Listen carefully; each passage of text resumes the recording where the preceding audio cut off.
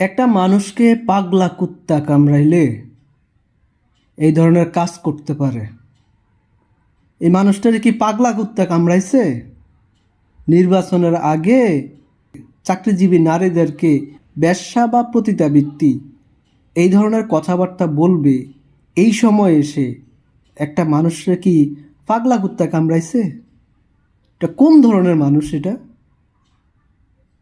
এটা হলো আমার পার্সোনাল ওপিনিয়ন। যে আমার পক্ষে কথা বলবে আমি তাকে ভোট দেব, এটাই তো সাধারণ বিষয়।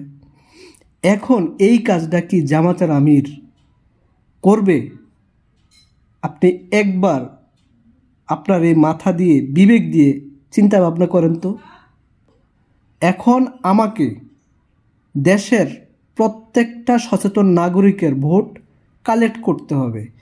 এই সময় কি এসে আমি এই কাজটা করব?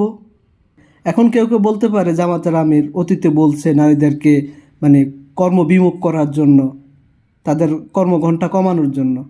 ভাই, ওটার সাথে এটার কোনো মিল নেই। কারণ উনি নারীদেরকে মায়ের সাথে তুলনা করে। নারীরা যখন বাচ্চা পেটে ধারণ করে সেটাকে উনি চিন্তা করে ওই কথাগুলো বলছে।